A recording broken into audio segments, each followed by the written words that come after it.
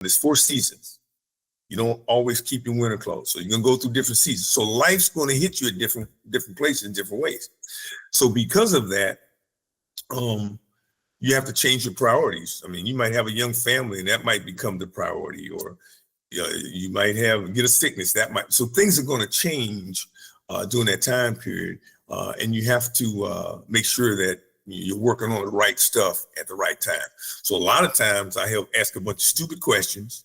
That's one of the things that I have an opportunity to do as a coach or a consultant, is on the outside. Your business's success depends on relationships with customers, relationships with employees, and relationships with stakeholders.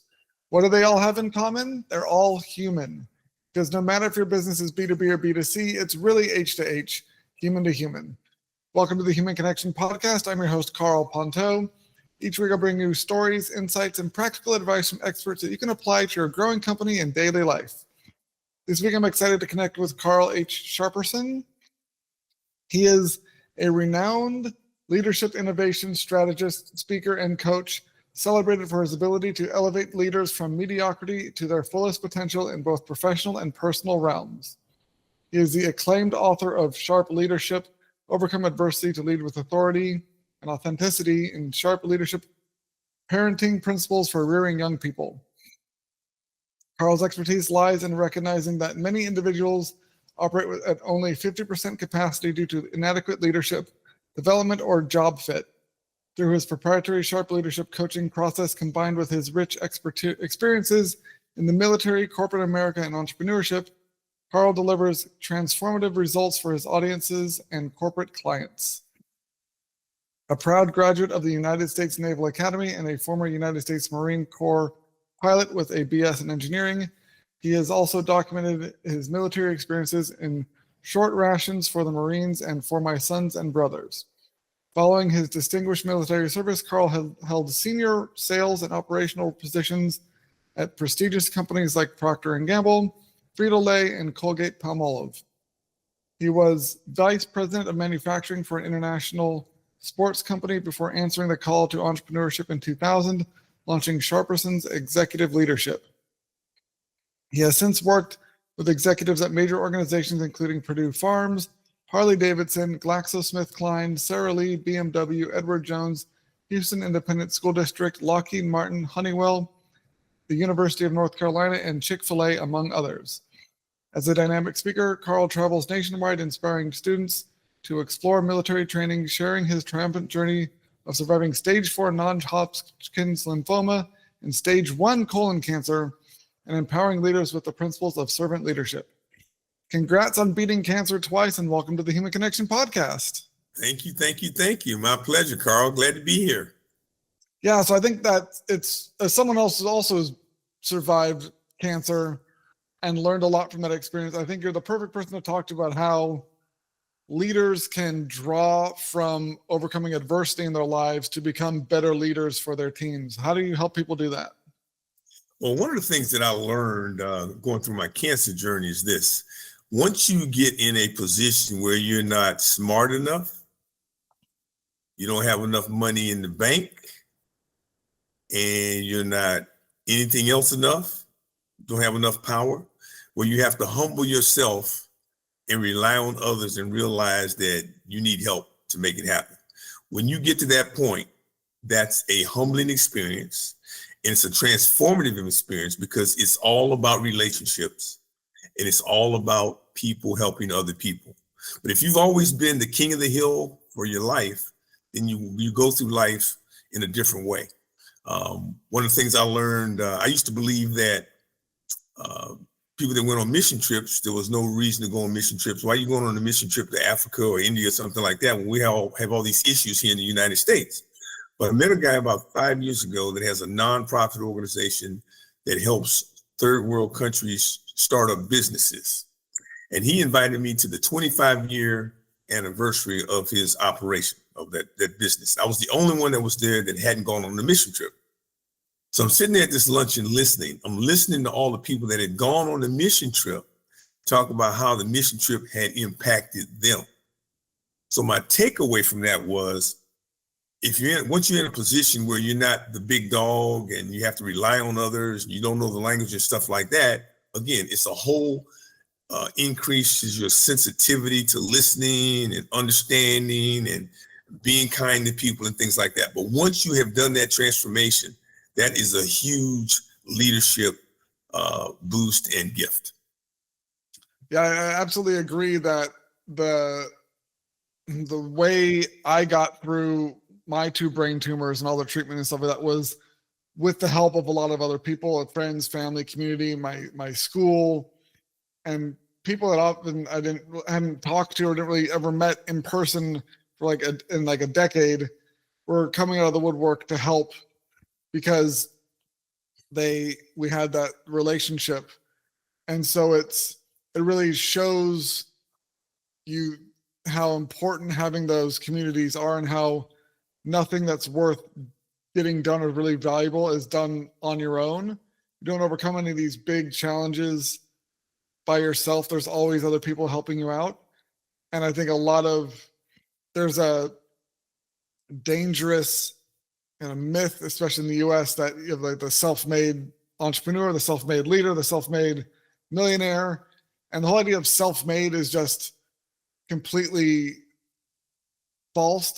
You're always relying or using things that other people have supported. So if you're even the basic daily things like you probably didn't build your own house, make your own clothes, grow your own food. And if you did, you still learned it from someone else. If I wiped your memory and dropped you in the middle of the woods naked and said survive with no survival, anything you've learned from any other human being ever, you'd be dead in a few days because we all rely on other people to survive. That just has the human experience. And so I think that the adversity or those mission trips are valuable because it shows you how much you need other people and how much other people need you. And for a leader, especially that how much you need other people is really important because I think there's also a misconception that leaders have to know everything, have all the answers, and be not show any sort of vulnerability. And that also is just a dangerous myth that is in need of correction. I agree. So what's kind of some of the success stories you have of helping leaders with your coaching to go through this transformation? Because I'm sure there's a lot of people that are out there in the business world that are struggling with their businesses right now, and there might be that this is one of the underlying issues that they're facing. So what are some of the success stories you could share? Well, let me tell you a little bit about some training that I did and some learning I got through this training. So I was working for Colgate-Palmolive at the time, and I went to my boss one day, and I wasn't getting along with my boss. We butted heads and things like that. So my boss's boss wanted to send me to the Center for Creative Leadership in Greensboro, North Carolina, which is one of the top leadership institutes that's non-academic. So I went out there, and it's set up where you run a simulation for a day, and then you unpack the simulation for 4 days. So 21 executives go in from all different parts of the country, different disciplines. The one thing that they have in common is that they're all very successful. So these 21 executives take a position in the company, run a simulation for a day. When they run the simulation, they act the way they act at home. So you have one person who's a facilitator looking at a division. So that's one facilitator looking at 7 people. So the facilitator's taking notes on how you interact during the simulation. And then you unpack the simulation. At the end of the simulation, you have a question. The question is, what is the most important thing that you can work on to become a better leader, given this process that you went through and this specific feedback that you got, right? So when I got through there and I was talking to the lady that was running it, I said, I would like to become a facilitator. She said, I think you'd be a good one. If you can come back 3 different times, train with the lead facilitator, I'll certify you. So part of my developmental plan was to get certified. So when I started my own business, one of the things I started doing was I started working a lot more with this organization, and I did about 10 of them. Okay, that's 10 times 21 executives. So as I'm debriefing at the end, asking what is the most important thing you can do to become a better leader, 90% of the time they would say the exact same thing. And guess what it is? I have no idea. Work-life balance. They say, I'm on my third wife and she just filed for divorce. I've got 2 kids, one doesn't know me and the other one's on drugs. I'm 60 pounds overweight and I just had my 3rd stint in. That's what high-powered executives would say, right? So what I've learned over time is a lot of times it's not about the X's and the O's. It's about the other stuff that gets in the way. So being clear about what's important at the time, because life is such that if you keep it moving, just like a road, if you on terrain, if you keep moving, you're going to go up and you're going to go down. You're going to go up and you're going to go down. There's 4 seasons. You don't always keep your winter clothes. So you're going to go through different seasons. So life's going to hit you at different places in different ways. So because of that, you have to change your priorities. I mean, you might have a young family and that might become the priority, or you might get a sickness that might. So things are going to change during that time period. And you have to make sure that you're working on the right stuff at the right time. So a lot of times I ask a bunch of stupid questions. That's one of the things that I have an opportunity to do as a coach or a consultant, is on the outside, ask a bunch of questions. Why are you doing it that way? And help them realize and understand what they can do to become a better person. So that's the key thing that I found. So I've helped a lot of people get clarity about what's really, really important in their life and prioritize. And I can see how, if they realize through that facilitation process that their lives are not in balance and it's impacting their work, that if they're the leader, that problem is likely to be pre-existing in their teams and affecting their work. And so that insight, I'm sure, is super valuable, because if they're able to get a better or prioritize that work-life balance, or kind of life balance aspect of things, and then help their team members achieve the similar balance, and overall the team's output and effectiveness is going to go up, because people aren't going to be burning out. They aren't going to be overwhelmed. They're not going to be unhealthy. They're going to have healthier lives and that sort of stuff. So it's overall beneficial for everyone for the leaders to have that insight. Exactly. And the other thing that I help people with is communication. We are going in a way where people aren't communicating. It's on the text, it's on the phone, and AI cannot read your body language, and your facial expressions and things like that, or your tone. So being able to have good relationships with people. In other words, I take them through the process. If you're the boss, how do you develop a relationship with your people so that they will give you the maximum output that they can do? And it's more than just work. It's stuff outside of work. So I talk about a join-up process, and how do you have a conversation with a new employee, or you become the new manager? How do you have a conversation so that your expectations are very, very clear, and they will leave wanting to find ways to make the organization better, give you that feedback as soon as possible, because that's what the expectation is. And you will be able to help them not only with what's going on in work, but if they tell you that I have some issues outside of work, like I have a special needs child, or I have difficulty getting a babysitter, if you can help them with that, then you're starting to identify some people that will break down a wall to help you and keep you around, So those are some things that I do.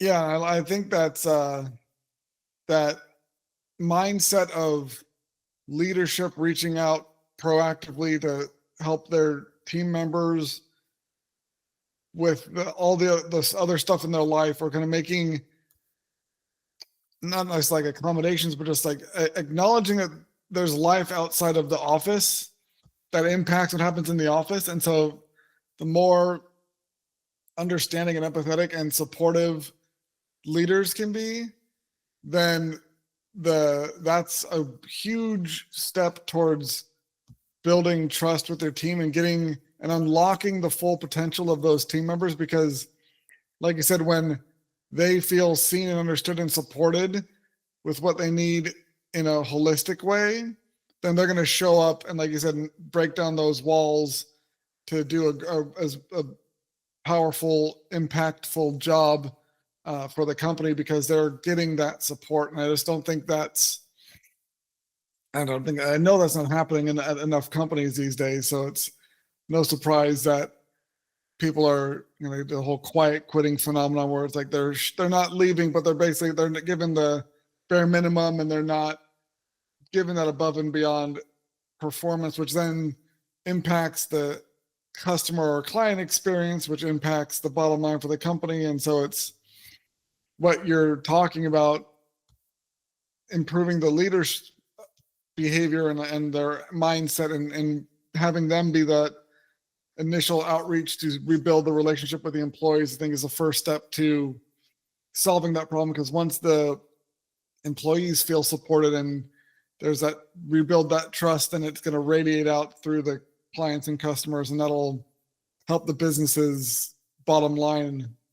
Exactly. And the other thing I can do is I can take my first book, Sharp Leadership, Overcome Adversity to Lead with Authenticity.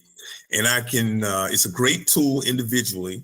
So individually, a person can read it and help them through life, or I can take the book and do a workshop. I can do a strategic planning workshop, team building workshop, diversity, equity, inclusion workshop, leadership workshop, because what it does is it opens up people's minds. And once you open up people's minds and they become authentic, then it's just a matter of, okay, what are we going to work on? Let's put together a plan. I had a 17-year Marine Corps veteran who got out of the Marine Corps with PTSD, post-traumatic stress disorder, became a substance abuser. Then he became homeless. Now he runs a shelter for homeless veterans. He said, my first book is the first book he ever read from cover to cover in his life. So I've had a lot of people utilize the tools, CEOs, athletes, pastors, to help them with life experiences. So if you're overcoming adversity, a health challenge, you're joining up with an organization, you getting bullied as you're growing up, or getting bullied at work, or not communicating, it's a self-help book on being able to do that. Yeah, I remember you telling me that the story about the veteran. That was like the first book you read cover to cover when we first connected. That's got to be a powerful indicator of how transformational this sort of work is for people, and how even if they're not in as dire a situation as he is or he was with PTSD and substance abuse, there's still this underlying need that people have that is not being met because of the lack of communication and lack of connection, lack of authenticity in the workplace, or just in between people in general. And so I can see how the sort of mindset shift and the transformation that is needed is something that can be applied, whether you're individual or team, or if you're in like a workplace situation, we're just trying to use it for as an individual, because that's not just about a business success strategy. It's really a human success, just being a better human being, and it starts with understanding yourself and where you're coming from. Exactly. And you take that with you wherever you go. You take it to your family, you take it to your business, you take it to your church, you take it to your community. It goes with you. And I think that's one thing that one of the themes I noticed of this episode is that because you mentioned even like the facilitation thing, you'd have people in this, like the simulation was like how have them act like they were at home, not in the office.